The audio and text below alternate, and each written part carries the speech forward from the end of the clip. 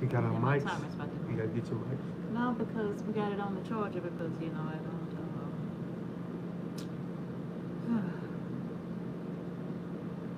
Okay, I got our homestead heart.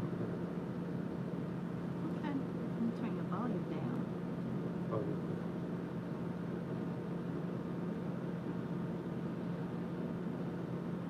You still tired?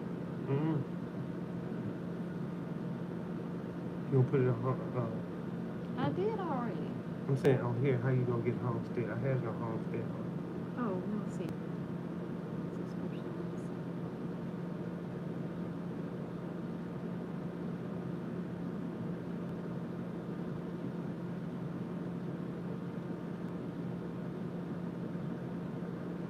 Oh, okay, I see. That's how you do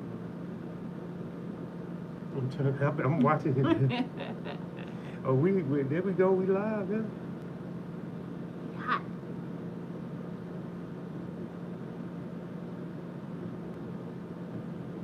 Give everybody a few minutes to come in. Y'all come on in. Then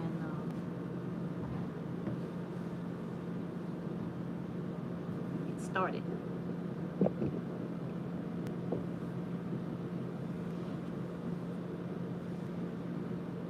Oh yeah, come on in, y'all.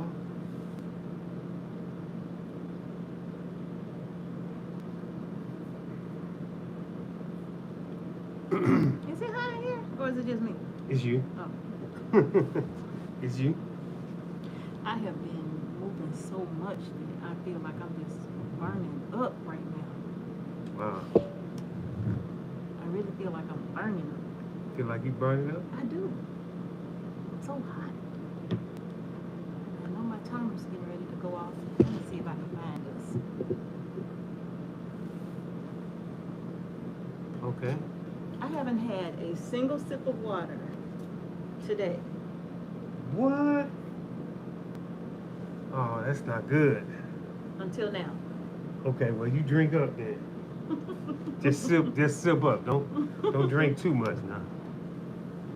Okay, well, that's my timer. That's what I was waiting on. I'll be back. Y'all come on in. I think we live. See Tracy Horton, 3245.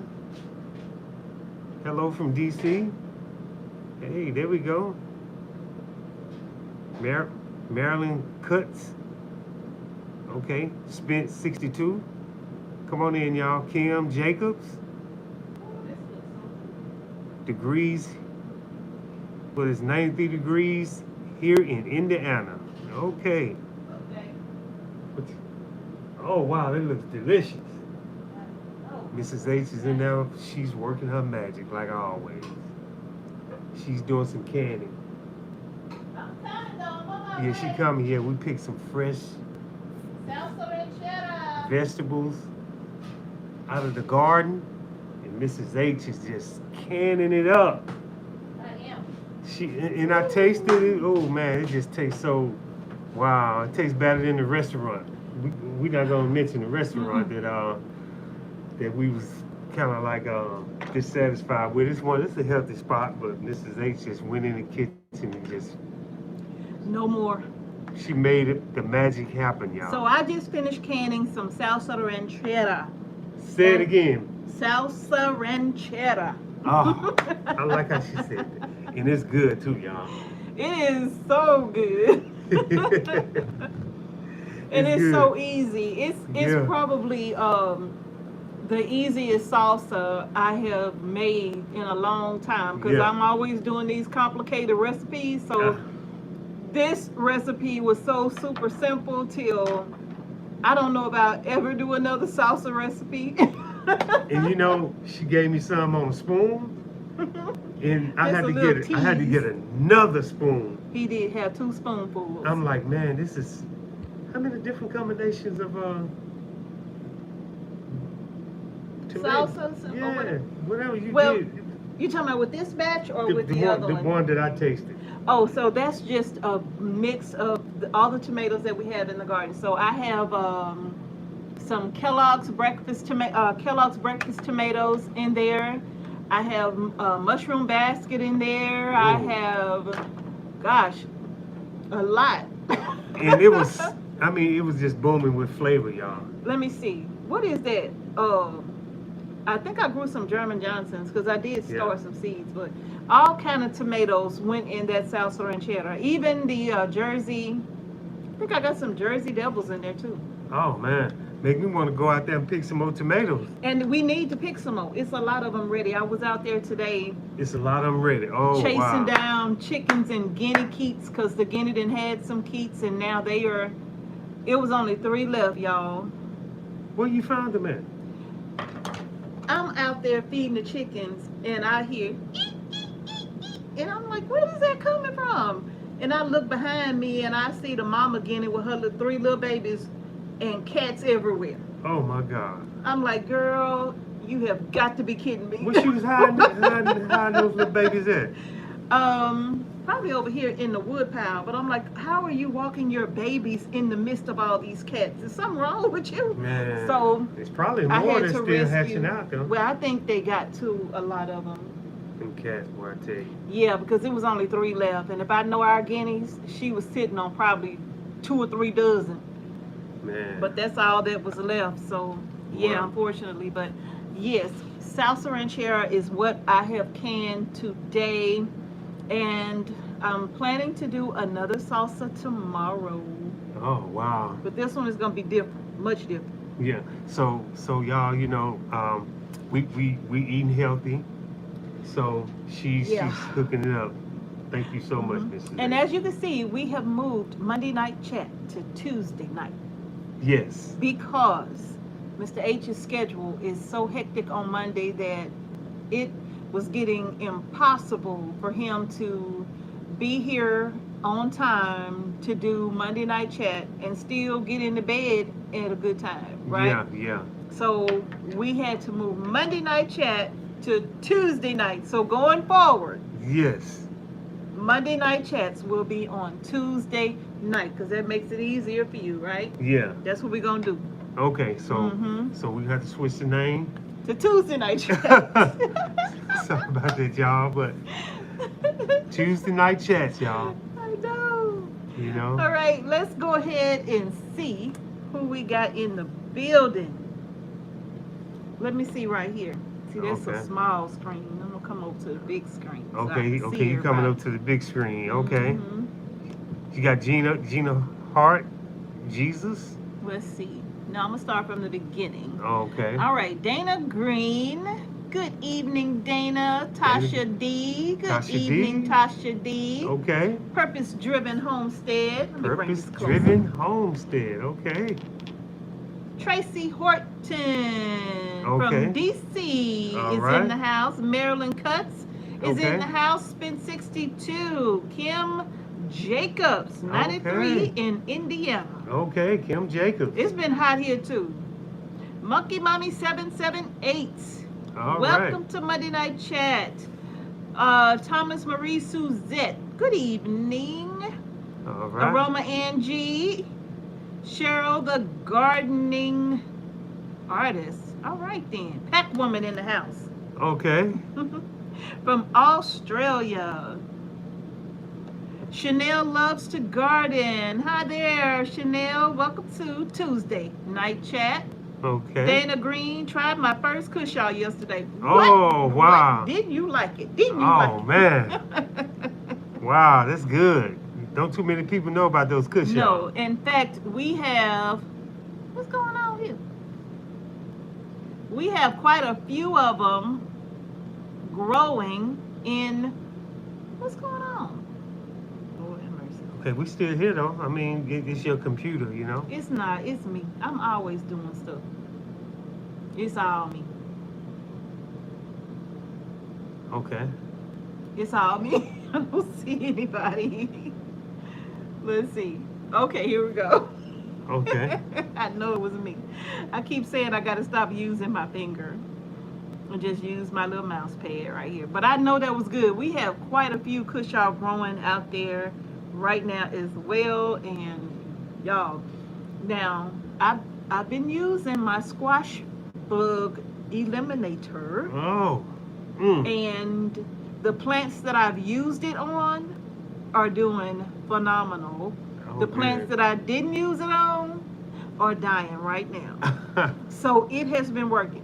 Now on Facebook, I did give a sneak peek into that, but before I just gave the recipe, I really wanted to make sure that it worked, and I wanted to also know just the pros and the cons of using this very potent mixture on my squash plants. And there are some cons, but the pros outweigh the cons all day. Yeah. So we were sitting here thinking about those bugs and how they was just giving us the blues.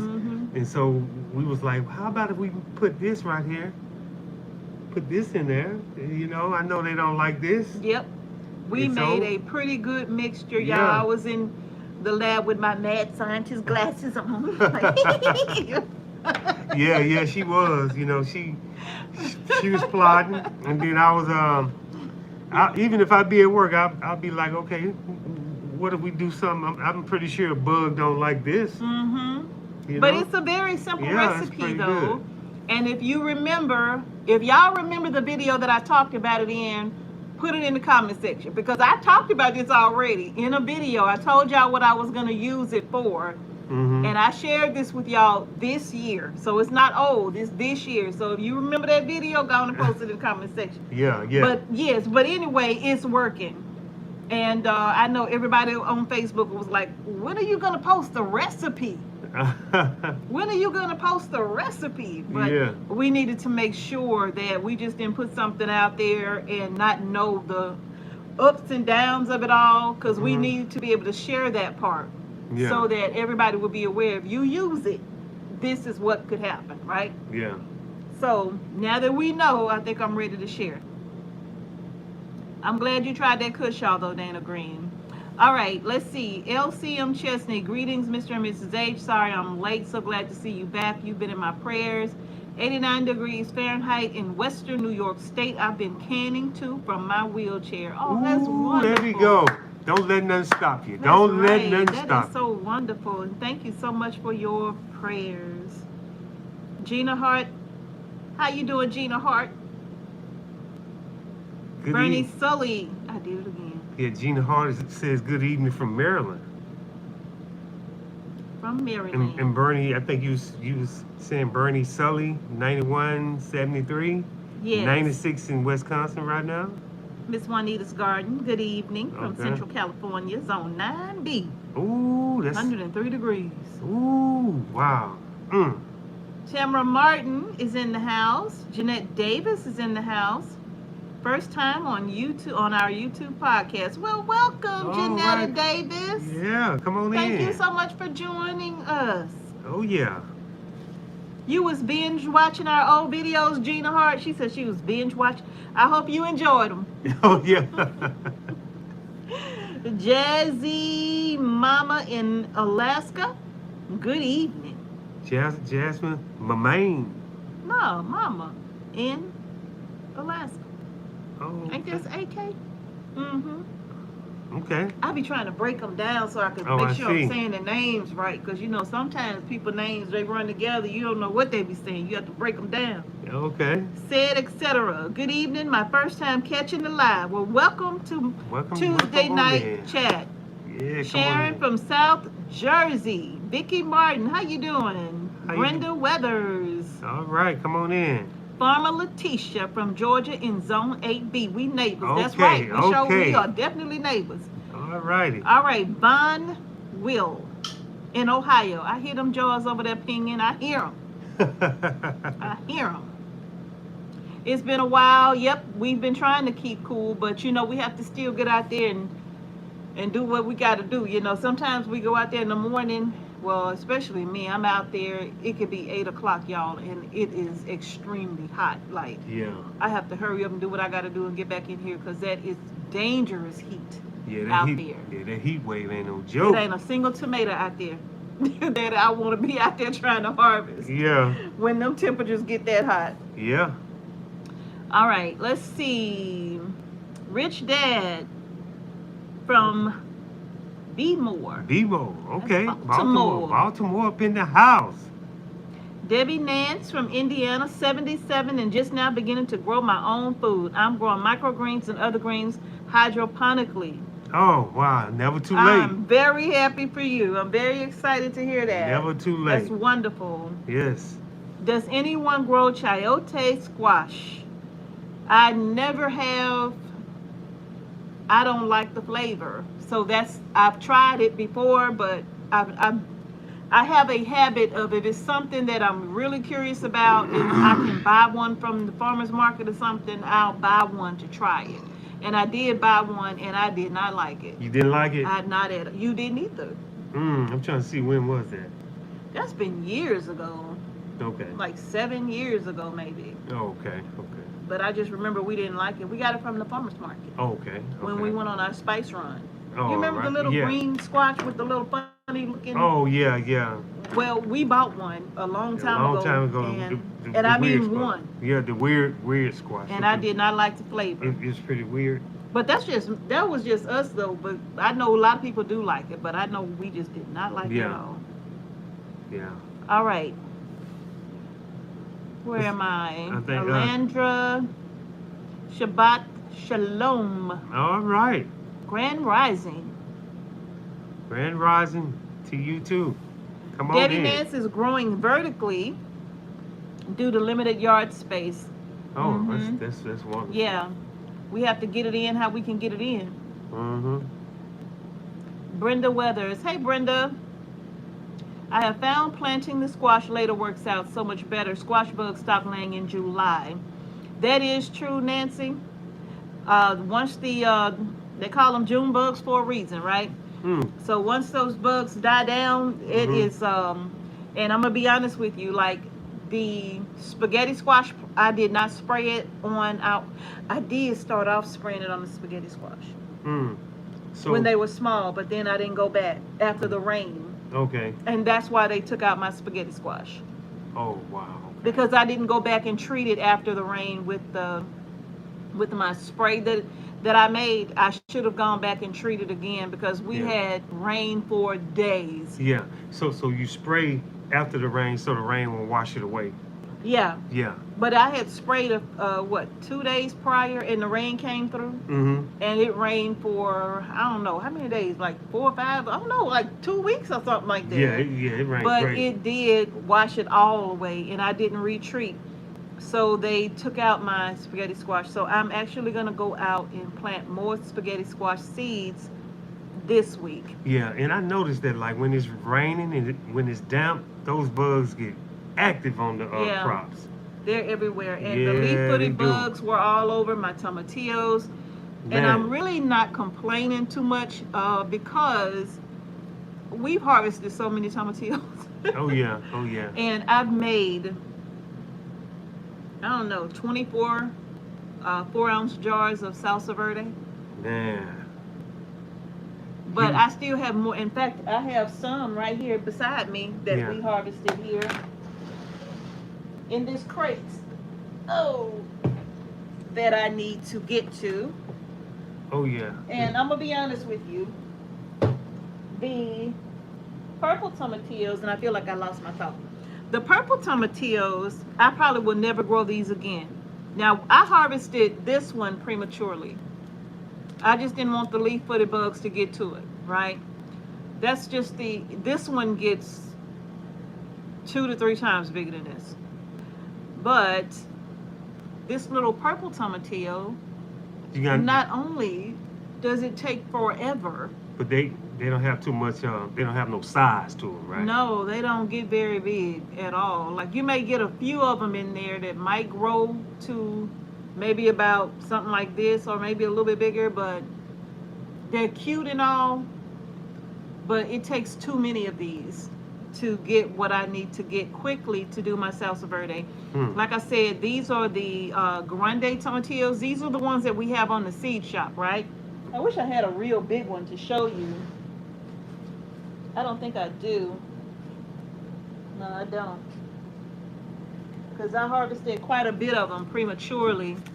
Let's see. This one is a little bit bigger, but not by much. But I harvested quite a bit of these because all I need is about 5 pounds to do a batch or so. So I will go out to harvest 5 pounds at a time, and Mm-hmm. then bring them in and do my batches of salsa verde. Yeah. But these right here, I need about 8 pounds of these, and that's a lot of these little ones here. So Yeah. I don't think I will grow these anymore. Okay, what's the name of those? In case. These are the grandes right here. Okay, the grandes. Okay. Yeah, they get pretty big. I mean, I've had some that was huge, Yeah. and so it helps me to get to my 5 pound goal a lot Yeah. faster with Yeah. these than with these little babies. But they are so cute. So I just mix them in, and it does add a little bit of color to the salsa verde. But Mm-hmm. in truth, I won't do these again. Yeah. I won't do these again. I will always do these now. And that way I can, and I'm harvesting these every 3 or 4 days. I'm harvesting these tomatillos because once you harvest some, it just makes the plant come alive, and it just continues to pump them out until it gets extremely hot. Yeah. And then they start to slow down. Yeah, it's been extremely hot though. It really All has over. been. That's why I've been taking them, because those leaf-footed bugs will, They would take they them will out. puncture the husk. Mm-hmm. And when they puncture the husk, it's over. Yeah. They're not going to grow very large at all. Yeah.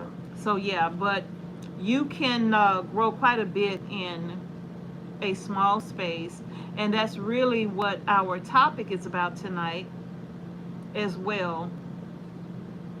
Growing in a small space, so many different techniques.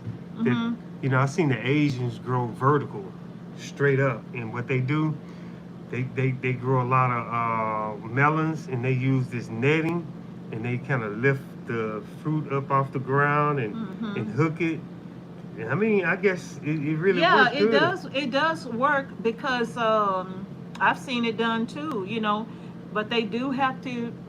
They do have to support the weight of, like, either muskmelons, rock melons, whatever the Mhm. melons are that they're growing. Mhm. They do support them with some kind of a stocking or netting, Yeah, like Miss some H said, netting, yeah. and because they will get too heavy to be hanging on the trellis without any support. Yeah, it seems like they Mhm. they grow better too because they not on the ground where it Yeah. be wet when it rain and Yeah. it kind of soggy on the bottom. Hmm. Yeah, They look very good. yeah. Rich Dad says, "Can y'all please say hello to Trophy? He loves y'all's channel." Hi, Trophy. How you doing, Trophy? Thank you for watching. Yeah, thank you for watching, Trophy. Happy Tuesday from South Carolina. Felicia's in the house. Okay. Thank you, Felicia. Gloria's in the house from West Virginia. West Virginia. Y'all all hear Mr. H sing that song. Oh, He no. tickled me. The West Virginia West song. Virginia. I just butchered that song all the way up. And Mrs. H He was looking at tickled me me so much. She was laughing so hard. I mean, It was so funny. I'm like, sing your song. Oh yeah, oh yeah. Yeah. That's my vacation song That's now. his vacation song. Country road. I have Mrs. H cracking up Oh, on he that really song. do. 8302 has won. Hazel from Maryland's in the house. Okay, Maryland. Tracy G from the Pacific Northwest. Becky Okay. from Canton, Ohio. Okay. It's good to see you too, Jazzy Mama. Okay, Jazzy Mama. 8302 eats what in salad? Tomatillos or what? Ocean Sprite Pixie Bobs. All right. Is it Figaro? My parrot is in the house. He is excited to say hi, Mrs. H and Papa H. How you doing, Figaro? Hi, Figaro. All right. then. Figaro. All right. Tamika Oliver. Got my first good watermelon, I believe, seeds from y'all. 22 pounds. What you say? What? Shut your mouth and keep on talking. What 22 pounds. What Christy Cox? 8129 got that. She got that big watermelon. Yes. Oh man, you've been babying that watermelon. I know you. Yes. Man, wonder what kind it is. Let us know. Wow. Oh, did you slice it up already? X is how our watermelon did. Oh man, the Guinness ripped through the. Again, Yeah, year 2, yeah, the guineas and rabbits. yeah. I think we probably need to before we start growing. We need to just build a fence. We started on the poles, but never got around The to it. big garden is fenced. Yeah. Wow, we got to figure And they something. literally flew over the fence Yeah. into there. But I'm gonna tell you why they did it. It was so hot. Yeah. They wanted something. They wanted something with some water in it. Mm-hmm. And they wanted something sweet too, like our watermelon. I Yeah. tell you the truth, boy. Them Guinness, boy. Ooh, I was I so went mad. out there one day, you all, and I was furious. And I was mad. I at them called Guinness, Mr. H on the phone. He was probably knee deep in work. boy. And I called him on the phone and I was like, I have had it with these Guinness. He's like, that's it. I'm going to lock them all up. I said I was gonna put all of them on parole. Put them bro. all up. I was gonna put them on parole. I'm serious. I was was so upset. mad. He was I'm telling upset. you, man. Because they didn't just eat one melon, they Man. killed them all. Yeah. Every single watermelon that we had out there, the strawberry watermelon, the moon and stars watermelon, you name it, they are gone, done for, man, right? all that hard work. I'm like, But- wow. But y'all know we grow watermelons in the fall too. Mm-hmm. Yeah. Yes. Probably be a better time too. So we are about to put some watermelon. I'm just gonna rip them plants out. They're not gonna produce nothing. Yeah. I'm gonna rip those plants out and I'm gonna replant all of my watermelon. And I'm gonna plant double the amount that I want, just in case. Now I got one watermelon plant that's in the Where the cushaw is. yeah. I forgot about that watermelon. And we got one in the raised bed. But I don't think that one's gonna do well. Yeah. I just threw them seeds in there. I think we need to switch locations when it comes to the watermelon. Well, what we gonna do? We'll We- talk about it. Yeah. We do have, because one of our cushaw plants didn't make, no, that wasn't cushaw. That was the Georgia candy roaster. And one of them didn't make it. And Mr. H decided that he was going to pop some watermelon seed. Do you even know what kind of watermelon seeds you put in there? You have no idea. I have no idea. No, I'm just go with it, and if it tastes good, we're gonna. Once it start growing, I'll be able to look at the skin and tell. But Yeah. he just popped it in there, and it's out there growing underneath all of those big giant cushaw leaves. Ooh, the cushion. So you can't even see the watermelon. Now that's what's doing good. It is. It's everywhere too. We Mhm. have so many out there, you all. And so, but anyway, I just want to go ahead real quick and finish greeting everybody that I did not greet. I use kale and clay on my gourds when necessary. Does the trick.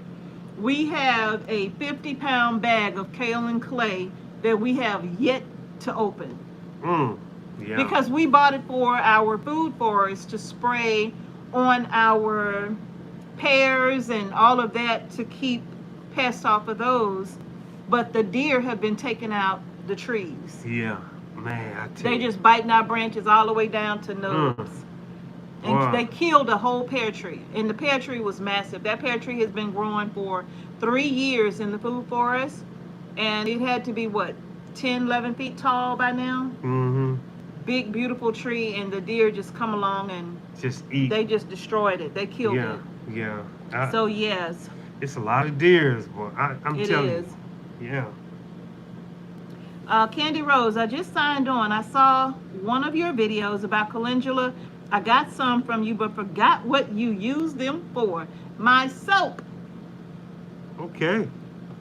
My soap. I infuse my soap oils with the calendula flower petals. Now, I'm going to tell you something. This has opened up a whole new world for us. Mm-hmm. I'm telling you, the land provides. Yes. Right? It The does. land is literally a healer. Mm-hmm. The earth is a healer. Whatever it is that you need, you can truly get it from the earth. Yes, you can. And I am learning so much. Like, we have so many things growing here on the homestead that after being here for 8 years, we're still learning Mhm. about all of the wonderful plants that's growing all over our farm. and learning about the benefits of them, where we used to just cut everything. Mm-hmm. And see, even though it looked rough, but Mrs. H said, no, don't cut that area. It was so many beautiful berries. Okay, we was working, y'all. It was so hot. We had water, and we was working up top. And Mrs. H decided to go out there and start picking berries, and she gave me some, put some in my hand, and I'm telling you, those berries so good and sweet. And then so we spent about an hour just picking berries.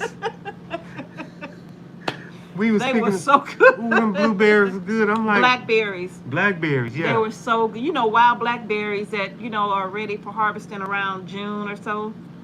They were everywhere. It was like a field of They them. were everywhere. And I looked in the grocery store just for a little bitty pack. They be Yeah. wanting what, $5, $6? $6, $7, $8, $9 some. I'd be like, For a man. little old bitty plastic container of those little blackberries, raspberries, blueberries, right?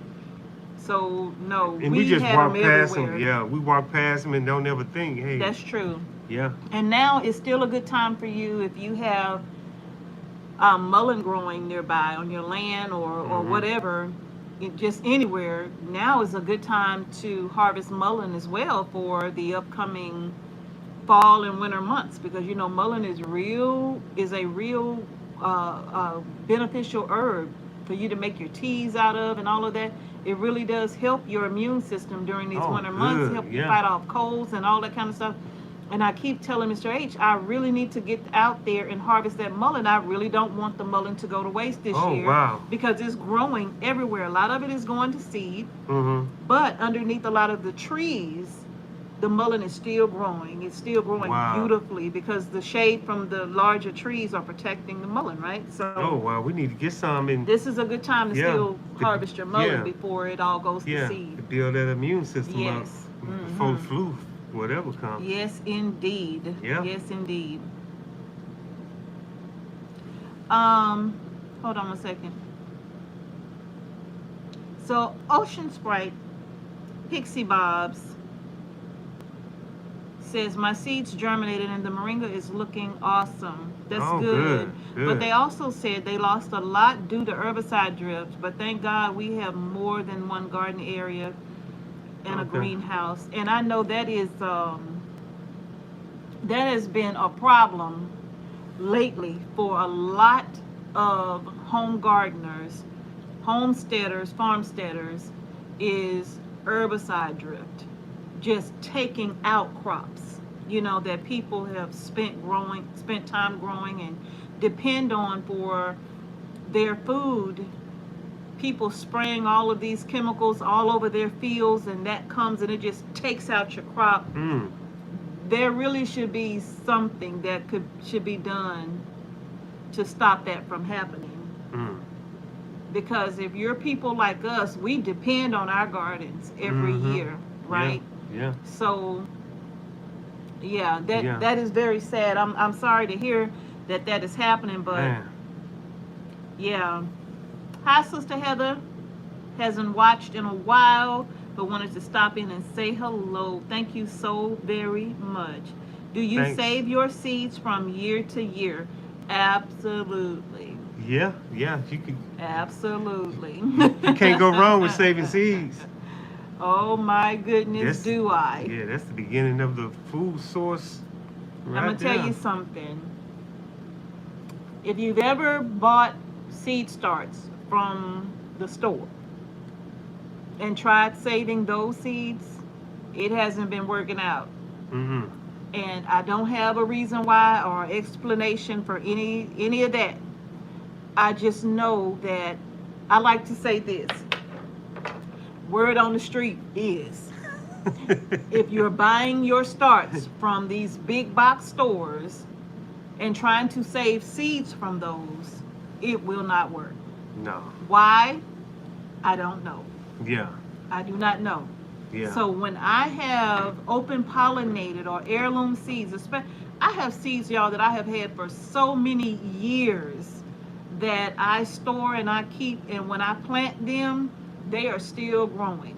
Mhm. They are still, you know, the germination rate might not be 100% like it was when I first saved the seed, but I still get real good germination, and I'm talking about 70% really. And that's on a lot of the things that I like to grow. And that's the reason why, even on our seed shop, all the seeds on our seed shop, with the exception of a few hybrids, I think it's like spinach or something, but all of those seeds are open pollinated. Many of them are organic, and I just don't even put organic seeds on our seed shop. I don't even bother with that. I just put the seeds on the seed shop, but some of them are organic, right? Open pollinated heirloom seeds is what we offer, and these are seeds that when I plant them outside, my goal is to save the seed. And I'm always encouraging you all, if you buy seeds from us, we don't want you to come back every year buying seeds. We want you to start saving your own seed. That's why we offer open pollinated seed, because we want you to save the seed for yourself, so that in the future, should seeds become unavailable, unreliable, or what's the word I'm using for looking for? I guess you could say no longer available. The seeds that you're hoping for are not available. Yeah. You know, like good open pollinated seeds are not available. The goal is for you to have saved seeds from an open pollinated plant, so that you don't have to worry about that in the future, right? Yeah. In every season you grow something, you can just build up your own stock. And I noticed the quality of the taste of this tomato that I had in the garden the other day. I'm like, okay, before our tomato crops started producing, I went and bought some tomatoes from the store, put it in the salad, and it didn't have really not even nowhere near the quality of taste. I said to him, the color of our tomatoes is so much. These tomatoes in this house. She did, yeah. Don't bring no more of these tomatoes here. But see, I was like, I love salad, I love tomatoes, so I said, okay, let me go ahead and try this. He couldn't wait for our tomatoes to ripen. They were just about there. In fact, they were only like a couple of days away from ripening, and he coming in with them sorry, sad-looking tomatoes. And I'm like, don't you come in here with all these tomatoes? Man, I'm telling you, I was ready for some tomatoes. And then when I got our tomatoes from the seed shop, you know, where we grow, it's so rich and dark, full and of dark flavor, red, and the seeds just plump. And I'm like, man, I'm gonna get full out here in this garden while I'm harvesting. You know, hey, you know, it's a big difference. I'm just put it like that. You know, the tomatoes about close as this color of Mrs. H's shirt right here. But yeah, it's a big difference with the real deal compared to, you know, just getting something from the grocery store now. And it costs me too, y'all. Hey, She Natural Homestead. Okay, where you see? Okay. Let's see. SD, first time catching you live. Ocean Sprite says, "Oh my gosh, talk about a happy bird." He says she loves me. She loves me. Oh. You got to email me some pictures of your bird. Can you tell me why some of my tomatoes are getting big, black, rotten-looking places on the bottom? Your tomatoes, more than likely, Richard, has a calcium deficiency, and that's typically what happens when you start getting blossom end rot, is what it's called. So when you start getting blossom end rot on you, they just need some calcium. That's it. All right. And some people use what are those little tablets called? I can't think of I think it's calcium. Not calcium, vitamin C. I think they buy the little vitamin C tablets and put the little vitamin C tablets underneath around the plant or something like that. But mostly it's like a calcium deficiency. Okay. Okay. But yeah, some people use that, but for us, we use worm castings, and the worm castings pretty much, because we had one plant to start with blossom end rot early on, and I just top dressed it with some worm castings. Yeah. And now I don't have a single problem Yeah. with blossom end rot because we are growing in a new row in our garden. Mm-hmm. And I know it's deficient in that Yeah. area because we don't use that space very much. Yeah. The Mm-hmm. only thing we gotta watch out is the birds. Yes. Man, they be Linda, taking holes. Linda Scale says, hey, y'all got some splaining to do. Where have y'all been? Mrs. H, you've been good to yourself. Well, I hope so. From Rockingham County. Well, you know, not long ago, I had a surgical procedure done, so I've been MIA. Yeah. But recently, Mr. H and I celebrated our wedding anniversary. Yes. And he always swoops me away every year for our anniversary. So we've been having some alone time. Yes. Much needed a long time. Some quality time. Yes. 8 years. Yes. We've been going to the same place. Mm-hmm. And I'm gonna tell you something. I've been enjoying it. I've gotten to the point now where I don't want to go anywhere else. We've been going to the same place for the last 8 years. Yeah. Don't want to go anywhere else. I'm good. Yeah. And I'm good. And Just we've been relax. having fun too, you know? Yep. I be relaxed. And you know the area, you know the space, you know what to expect. You know, we have a great time. So yes. that's second home now. Yes, it is. Hey family, this is Greg's right wife, the Cowboy family, the right way. How you doing? All How come right. that sounds so familiar? Cowboy the right family. way, the right way. Cowboy family. How come that sounds so familiar to me? Yeah, cowboy family. Hey, you. This sounds. Wait a minute, I'm trying to. Cowboy. That sounds so familiar to me. Farmer Latasha says, and the mullein flowers are great for making earache drops. Thank you for saying that. You are absolutely right. Oh, okay. Yeah, you are absolutely right about that. Yeah. Yeah, that's so true because my granddaughter suffers from that. Like earaches, just random earaches. You know, she suffers from that and they don't have a medical explanation why all of a sudden her ear just starts hurting. And you can use that to make some amazing eardrops, and they do work. Mm-hmm. It does work. You can use that entire plant. Let's see. Let's see what we got here. Katrina's Garden Homestead in a hospital bed, but hope to be home soon. Glad. I'm so sorry. Wow. I hope you are okay.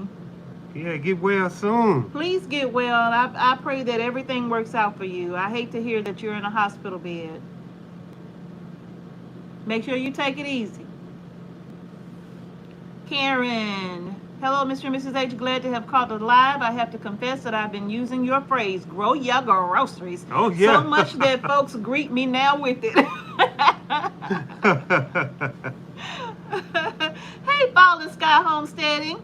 Fallen Sky up into his house. I was getting ready to click on y'all video that y'all just posted. And then I realized that we needed to be on the live. I was just about to watch y'all's latest video. Let's see here. All right, y'all. Let's go ahead and get into the topic. Who else did I miss? Thank you so much for the happy anniversary wishes. Roots to Garden. Thank you so much for coming in. All right. In everybody in the chat, give it a thumbs up. Please do. Thumbs up, y'all. Yes. Take a second and thumbs up the video. Carla, hi y'all. I grow my groceries in my garden. Wonderful. Love y'all. You're a beautiful couple and God is using you in such a beautiful way. Thank you for what you do from the heart. I appreciate you so much. God bless. Thank you, Debbie Thompson. We appreciate that. Roots to a Garden, how are you? Thank you for the happy anniversary wishes. Thank you. Oh, yeah. Yes, Linda, I am doing good. Now, y'all see the name of the video. Can you really feed your family from a backyard? And we've been kind of already going into this already since we've been on the live, just talking about the different things that, you know, we've been growing, you all are growing, and the heat, how it really has affected our garden this year as well. Yeah. And you know, we started late. Yeah. We started very late. When did we plant? I don't know the exact date. Sometime in what? Late April? Yeah. I think it was it like the middle of April? Probably more like toward the end of April, because I wasn't able to come outside until it had been some time. Yeah. Yeah. So it was, and the crops that should have been in the ground in March didn't go in till almost May. Yeah. So we were very late getting them in, but by God's grace and mercy, we are pulling stuff out of the garden, right? Yeah. In all of this heat. And I think it is primarily, well, no, mainly because when we had those weeks and weeks of rain in the month of June, which left us with a lot of overcast, that really protected our crops from heat that would have been scorching them actually in the month of June. Yeah. But they were really protected because of all the rain, the overcast, and cooler temperatures, really. Yeah. I'm thinking next season we need to prepare for all these different obstacles that we went through. Like, okay, for heat, we probably had to get some shade cloth and figure out a way how to kind of drape them like we did that one year. Yeah, we did. And it helped out. We did. One year we draped shade cloth, I think it was 50% shade cloth, over the T-post in the garden from row to row to protect our tomatoes from the heat, and that did help. Yeah. But back to the subject about growing in your backyard, and if you have a fenced-in backyard, and if you stay in the neighborhood, it's a blessing because you don't have to watch out for deer and rabbit. That's true. As much. Yeah. You know, all the different type of pests. You know, because I can't see no deer just gonna come and just do, you know, try to jump your fence in a neighborhood or whatever. There is some pros to, you know, being in an urban setting to growing food, because you really don't have to worry about a lot of the things that we have to worry about here, because deer do come in. You do have a lot of raccoons that come in. Possums come through, right? Oh, yeah. So there are some pros to being in an urban setting. You might have some rabbits that might come through from time to time, but if you got a good backyard cat, you ain't even got to worry about the rabbit, right? Yeah. So there are some pros, some upside to growing in, a lot of upsides to growing in an urban setting, you know. Yeah. And, you know, the one thing that people think is that because you're in an urban environment, your space is small, you cannot grow enough food to feed your family. And that is not true. Yeah. You can truly grow enough food to feed your family for an entire year from a backyard. Yeah, it may not look like it's much, but one plant can keep producing if you get the right seed. Yes. You know, you get the right good seeds, you can just keep pulling off that one plant. Yes. You know, you know, and it can feed your family. It can. And think about growing things that are heavy producers. Yeah. Heavy producers.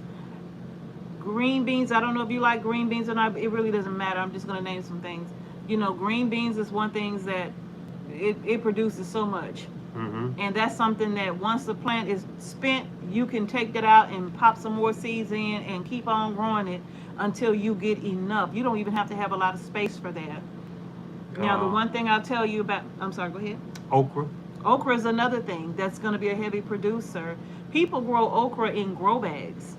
If you don't even want to put it in a raised bed, I've seen people send pictures of their small backyard with grow bags lining their fence, and with that is all okra and tomatoes, and they're just producing all this okra and tomato. It was a beautiful setup the way they had it in such a small space. I think it couldn't have been a 12 by 12 even, the garden space, you know, but the way they utilized the space allowed them to grow so much food. Wow. So in a small backyard, you can. Now, first of all, why are we even talking about this? Because I know that, you know, for us, I'll say it this way. For us, being able to grow food, that helps us. My husband still works for a living, right? We have YouTube, but YouTube ain't taking care of us. My husband taking care of us. Okay? Yeah. You know, so we still have to find creative ways to keep him out of the supermarket. And that's why she's been doing a great job of that. I can't remember the last time I went shopping or we went shopping, like a heavy shopping day. You know, we don't even do that no more because Uh-uh. when I'm at work, me and Mrs. H, we put our heads together and see what we're gonna eat. Yeah. And she always creates something from the farm. Mm-hmm. And I'm gonna tell y'all, you know, it's giving me so much more energy, Yeah. you know, when I just eat straight from what we grow, Yeah. you know, and it's a blessing though, you know, to have your own backyard Mm-hmm. and have your own seeds and don't take it for granted, y'all, Right. because you can grow a lot of food in your backyard. Small space. You just gotta believe. And I know this to be true because I used to live in an urban setting, you know, and living in an urban setting, my backyard wasn't like a massive backyard, but I had a garden back there. And I had this old shed. This was before Mr. H and I married. I had this old shed back there. And that old shed was scary looking. I wouldn't even go in there. But my son, my oldest son, went back there and cleaned it out. He was younger. He was young. He cleaned it out and he cut holes in the shed, windows actually. He put holes in there Hmm. and we put 12 chickens back there. Oh wow. 12 chickens. And then I had a little small garden just in front of that. Hmm. And from that small garden, I was growing potatoes in bags. I was growing, and when I say bags, I'm literally talking about bags. Like, what you call those sacks? They made out of, I can't think of what they're made out of.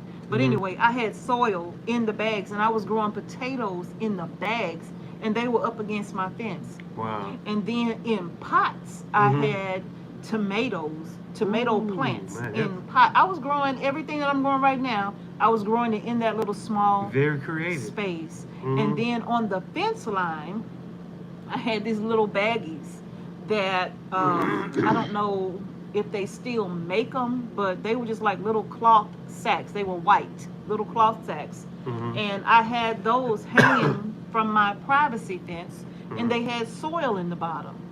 And that's where I was growing my lettuce. And I had rows of lettuce Wow. on a privacy fence. Hmm. And you know those over the door hooks that you might use to put wreaths and stuff on? I had bags hanging off of those with melons growing out of the bags from that same privacy fence. Wow. So my space was small, but baby, I was growing some food. Yeah, just got to be creative. You have to be creative. So when we talk about growing in small spaces, we're not talking about from somebody else's perspective. I'm talking about from personal experience.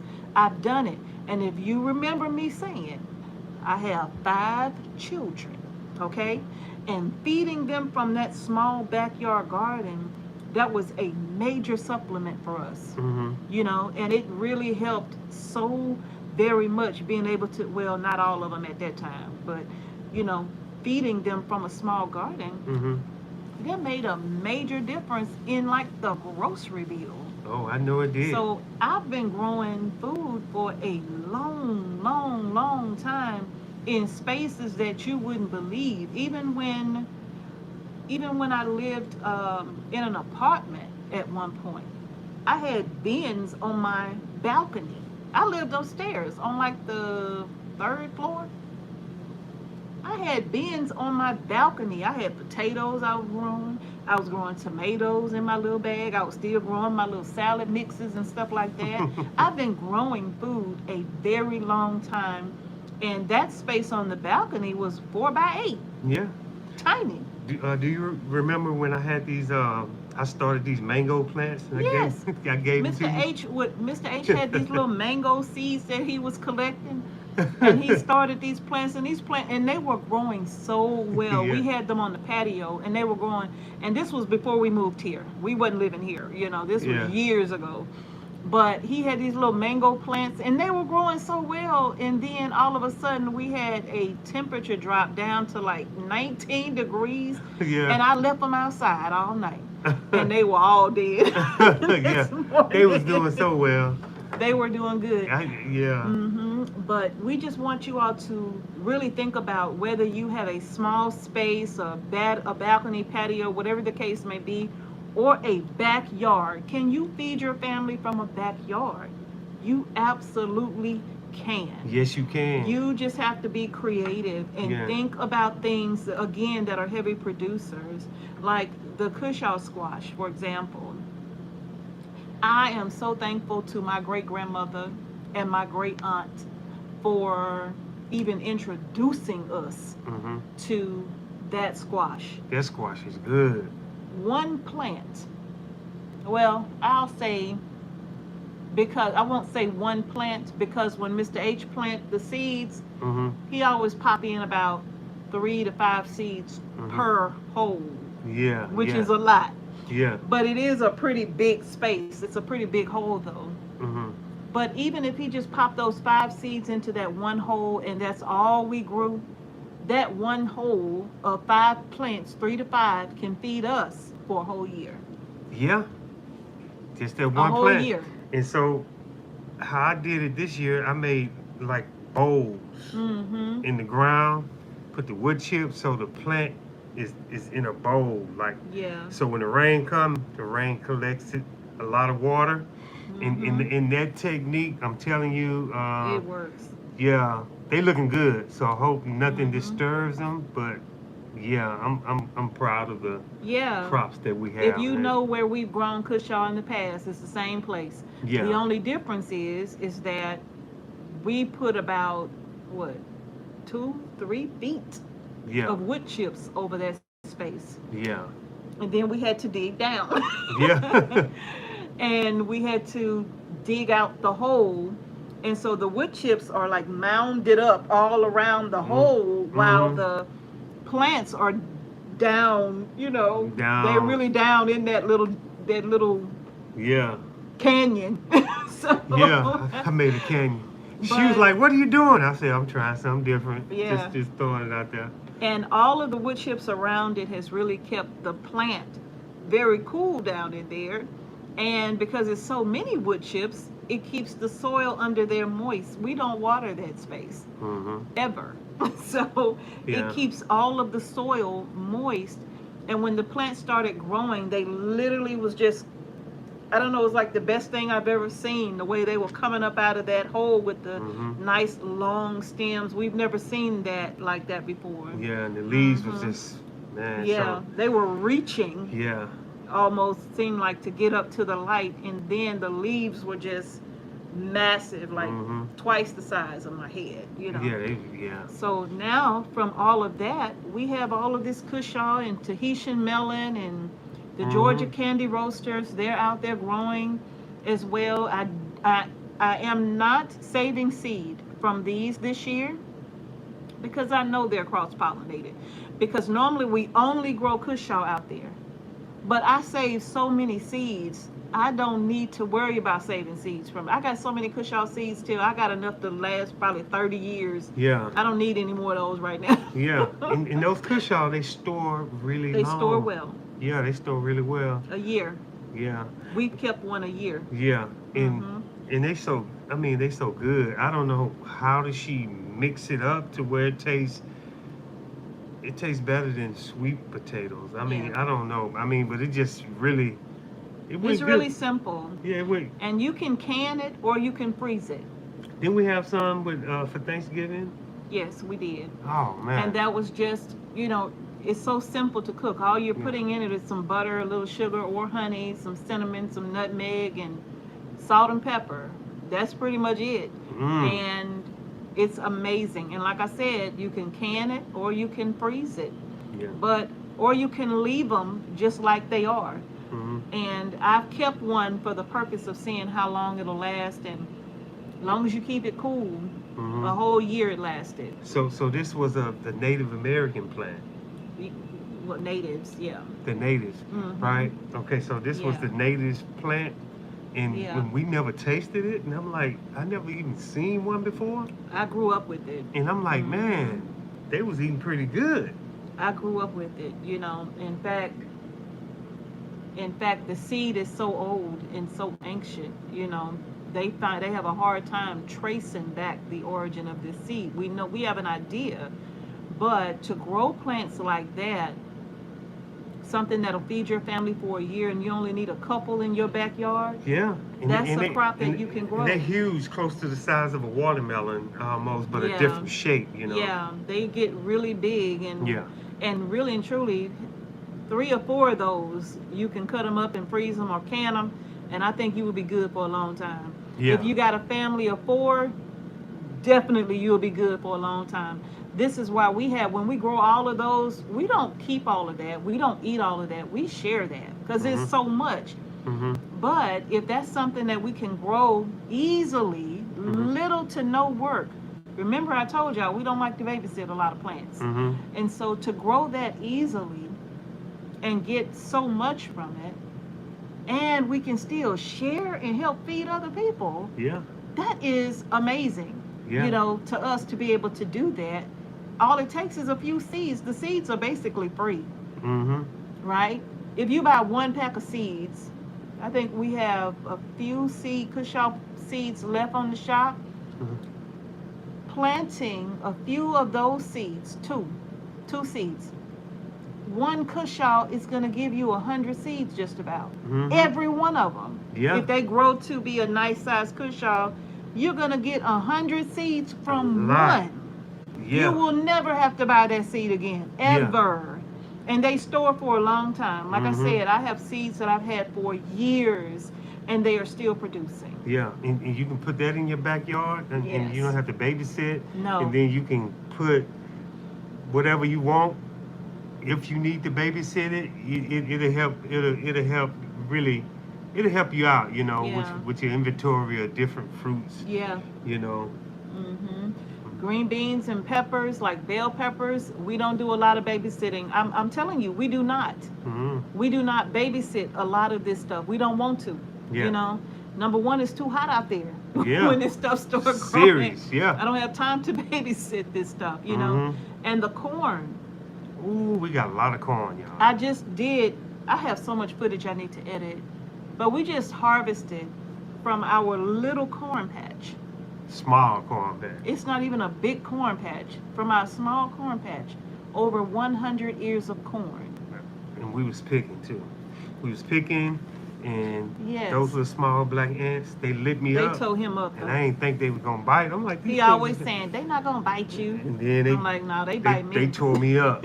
But we got like 100 ears of 100 ears of corn. And just imagine if y'all have a small backyard space and y'all do, you know, like what we saying, like grow stuff that's high producers, Yeah. you know, and you can feed your family. I'm telling you, you can feed do your it. family. You can feed your family. And those 95 ears of corn, and I'm not done with corn. I'm gonna tell you, we planted the Stoll's evergreen sweet corn in the spring. In the fall, I'm planting the golden bantam, the early golden bantam, because it's an earlier variety. I think it take about 75 days. That's not long, right? The Stoll evergreens take over 100 and some odd days. So, and plus you get much larger ears off of that particular variety of corn too. But the golden bantam corn, you're still going to get a couple of ears. They just won't be as large, but they grow fast. Yeah. In the fall. Yeah, and also Mrs. H know how to blanch the corn. I blanch it and freeze it. To make it, you know, to preserve it. Yeah. So I know a lot of people just starting out gardening. You probably can tell them how to do that in the next video, I guess. Well, I've already done the videos. I Okay. just have to edit them. And remember, we told you all that we use our chicken manure in our brassica field, or not really field, but brassica garden, which is the same garden area that we put the corn in. All that's over there is chicken manure. Yeah, We didn't yeah. buy any fertilizer. Yeah, we use that as fertilizer. And see, we use what we have here, Right. so we don't have to go and spend $200, you know, for fertilizer. And think about it. Chicken gives you eggs, so everything is kind of like help feeding off, you know. It's a circle. Yeah. And so It's a circle. we'll stay out the grocery stores. We learning Yeah. as we go. And by us communicating this with y'all, you know, it's gonna be one of them things where you're going to be working that backyard, growing your own groceries in the backyard. You have your own chickens. Everybody needs a garden. Mm-hmm. There is no person exempt from needing a garden. You know, no one. If you're able, you really should be growing your own food. And you really should be practicing right now. If Yes. you've never grown anything before, I know some people say that they kill grass. You know, they can't even grow grass, is what I hear sometimes. But now is the time to start practicing. Yeah, just follow our channels, you know, early on. Like one subscriber say she was binge watching. Yeah. You know, we made mistakes, and then you see how we, you know, correct those mistakes, and you know, overcoming all kind of obstacles. Yeah. You know, because we're not from Georgia. We live in Georgia, but we're not from Georgia. Yeah. We've grown in Louisiana, Colorado even, right? And so the climate is different to grow. You go to these different places, you're going to learn that what works in this place may not necessarily work in the new location. So we had learning curves when we moved to Georgia, right? But now that we've gotten the hang of it, you know, and it took us a good year and something to learn what will and will not work here. Yeah. You know, so now is the time. Yeah. You know, you hear a lot of talk about victory gardens and all of that, and maybe entering into another Great Depression or something like that. And so if that's the road that we are headed down, then right now is the time to get those learning curves out of the way. Start your victory garden. Start your backyard garden, right? If there's going to be a Great Depression, well, the bottom line is we don't need to know nothing about it. No, we don't even think that we are We don't in need this. to know nothing about it. Yeah, we don't even need to know nothing about that, because we're going to be doing what we do in our backyards. And another thing, Mrs. H just brought something to my attention, like she used the chicken manure to fertilize the corn patch. If you stand in a neighborhood, I don't think that one rooster would really disturb a lot of people, unless can you still get eggs without the rooster? Yes. So it just depends on what your ordinances are, right? Because some places don't want. I had to get rid of a rooster in my old neighborhood, the one I was telling you when my son cut the holes in the old shed, because the people were complaining about my rooster. Is that a gnat, a moth? Yeah. So they were complaining about my rooster because he crowed at 5 o'clock in the morning every morning, and he did.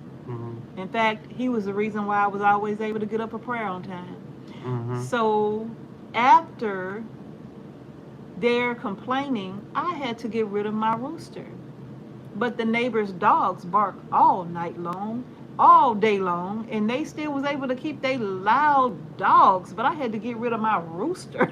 Yeah. You know, so it just depends on the ordinances. In fact, when the sheriff came out, he was like, I'm so sorry. I'm so sorry to tell you this. He didn't even want to tell me. You know, he was like, I know it's ridiculous, you know. But you have to look that up, because, and I think having chickens, if you got a small backyard, even if it's just a few chickens, I don't care if it's just like 5 chickens, if, you know, something small, not only will you get eggs from those chickens, like Mr. H was saying, but if you practice the deep litter method of bedding for your chicks, you can use that to fertilize your garden. And that way, everything is like the circle of life in the garden, you know, and it'll fertilize your plants, your crops, so that you don't have to spend so much on fertilizer, if any. Yeah. If anything at all, because if you feed your chickens well, trust me, they will make some really good fertilizer. And you can even have the little worm towers in the corner, right? And get yourself some worm castings. Yeah. And that would also help, because when worms make castings, when you feed them, they're going to give you back calcium. They're going to give you back nitrogen. They're going to give you phosphorus, right? They're going to give you potassium. Yeah. All of that is going to be in their castings. And so that's another way. Babe, he landed on the table. Okay. I got him. Okay, good. I can't stand no bugs in the house. Yeah, yeah, And I know how he came in through that door was open. yeah, But you all, please consider your backyard garden. yeah. Let your backyard serve a purpose other than growing grass. Yes, Let yes, it grow you some food. yes. And then you can get some hens and you get Mhm. eggs like Mhm. that, and you can get fertilizer. You don't have to have a rooster. No, You don't have to have a rooster. So for that's good. eggs. Yeah. Mm. So if you stay in a neighborhood, you can have a chicken coop. Mhm. Yeah. So don't let that stop Yeah. you. Don't let it Yeah, stop and you. with all the little cute coops that they make nowadays, you can tuck it somewhere and nobody will even know you have it. You know, Mhm. some of them are so cute that they look like little bird houses or large dog houses or something like that. But you can tuck them away Mhm. and be able to. And of course, if you're gonna have chickens, you got to make sure it's fenced so that because dogs in the Yeah. neighborhood will kill all your chickens because Yeah. they come over here and they try to kill ours, you know. Mhm. So, and we have our property fenced, Mhm. and the dogs still come over here sometimes. And Grizzly and Polar, they go to work. They take care of them when they Mhm. find them over here. They take care of them, but they will come over here. They will come and kill your livestock. Yeah. Yeah. They will. Okay, so Make sure you yeah, just keep them locked up, and then you know, because I know bulldogs and they really bad about killing chickens. So you know, like certain type of dogs, you know, you just got to be aware because it seems like yeah, they get hyped up when they see birds. they do. You They know, do. but just Mhm. you know, if you got a fenced in area, you should be good. Yes. Mhm. Yes. Yes. Yes. Yes. Yeah. But if you're not allowed to have a rooster, that's okay. Just get some chickens. And you're right, Tammy. They do look like little doll houses now. Mhm. And Lois, we have done quail in the past, Mr. H, and he's planning to go back to Yeah. his quail in the near future. Yeah, I think it's a good idea because I can control the quails better than I can control, you know, the meat birds more. Yeah. I can deal with them better. I think I can Yeah. deal with them because they, you know, a lot of them are a lot smaller, you know. And Yeah. yeah, And they are protein packed. yeah, They are protein packed. You know, so whereas they may be small, you know, when you think about it, one or two of those, I mean, they reproduce so fast. All you got to do is save the eggs and get them in an incubator, and you got a whole new batch of quail. Mhm. Now they are hard to bring from that incubation stage to um, hatching. Mhm. I had a brain freeze. Yeah. Hatching, but if you are incubating 48 eggs at a time, then you're gonna get what you need, you Yeah. know. So quail is another thing too to consider. If you have a small backyard or a garage, you can even raise them in a quail stand inside of your garage. They Mhm. don't even require much, and they are extremely quiet. No one would ever even know you have them, Mhm. you know. Yeah. So y'all definitely consider, can you feed your family from a backyard? Yes, you can. Yes, you can Okay? feed your family. Yes, you can. Mhm. Yes, you can. Just remember this. Make sure the crops that you choose are heavy producers. If the smaller your space, then of course you got to choose those crops that are going to give you a lot of food in a small amount of space. Yes, green beans. Yes. Squash that we mentioned. Okra. Mm-hmm. In some cases, I love eggplants. I got a lot of those eggplants. You can get a lot of eggplant from just a few plants. Yeah. You don't need a lot of plants. Different Mhm. tomato varieties. Corn. And may I say this about tomatoes? Mm-hmm. Think about this. I'm going to show y'all something real quick. You need my help lifting? I got it. Because. I know. I'm going to be careful. Okay.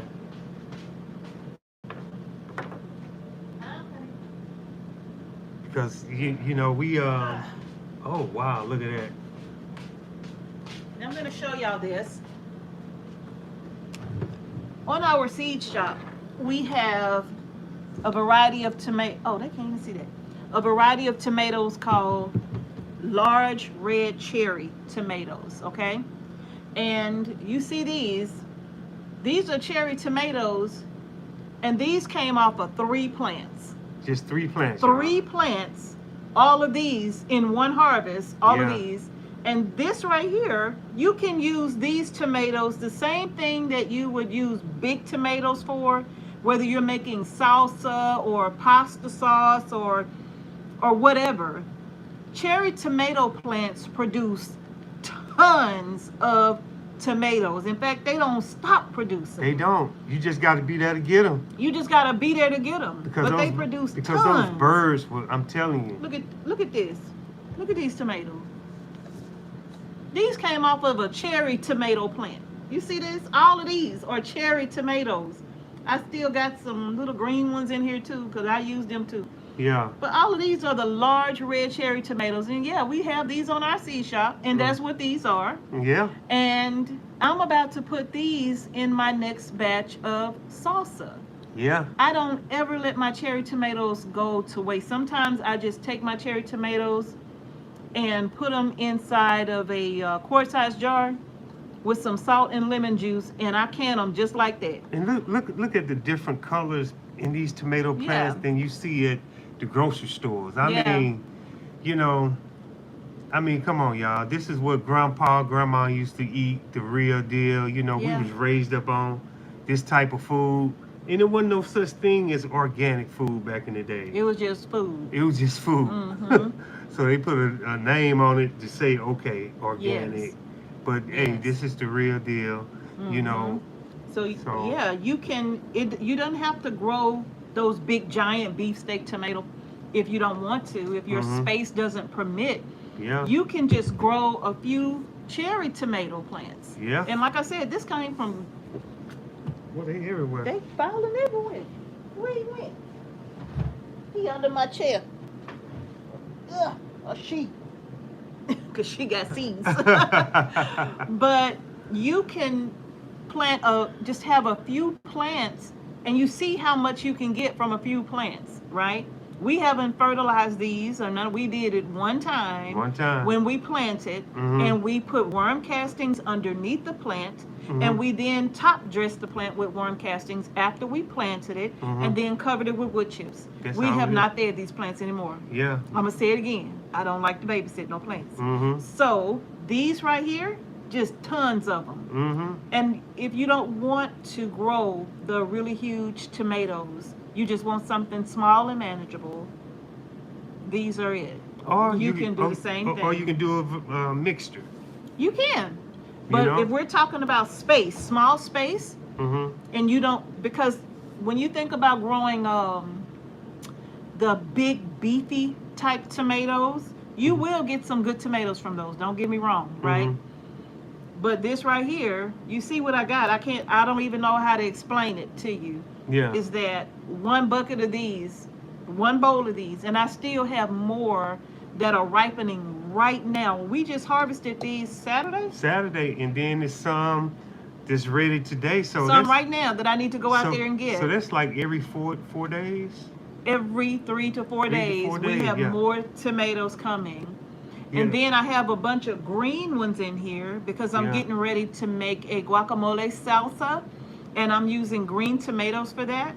Yeah. So I have those in there too. So you can harvest these at all stages. Yeah. And then just for that one harvest, she been canning all day. Yeah. So she got pasta, tomato, all kind of stuff, you know. All kind of stuff. It may not look like it when you look at a garden. You'd be like, that ain't no food, really. Yeah. You know, it's just, you just got to know exactly what you're doing. You know, what to grow, you know, because a small space, you can get a lot of food. You can get a lot. You can get a lot. And this one right here is my little gold nugget. I have gold nugget out there, and I also have some sun sugars, but... Now look at this one right here. This is so big. It's busted. You losing them. Okay. Hold this one for me. You throwing tomatoes away at me. Okay. Where it go? It's right here. Oh, keep rolling towards you then. We're going to have to beat these things still. Okay. I ain't going to touch it no more, y'all. Yeah, this one cracked because we had so much rain. It cracked. But trust me, I'm finna use it. I ain't going to get rid of my tomato. I'm gonna use it. But you all growing in small spaces. Yes. Can you do it in a backyard? Yes, you This can. was 3 plants. Maybe you don't need 3 plants. Yeah. But if you're feeding a family of 4, these 3 plants, and again, I'm gonna say the variety is large red cherry because they do get pretty big. They do grow in nice clusters. Mm-hmm. And you just harvest the one little vine and you got all these tomatoes, Mm-hmm. and they are all nice sized tomatoes. Mm-hmm. And you can take these same tomatoes and do whatever you would do with a large tomato, except you won't be able to make one of those big tomato sandwiches, but Yeah. or these might not be ideal for burgers. But they're good for a salad though. Great for a salad. Ooh, yeah. Great for pasta sauces and all of that. Mm-hmm. And great for salsas and just canning fresh tomatoes. Mm-hmm. So you can do with large tomatoes what you can do with the small ones. Yeah. Mhm. Yes, you can.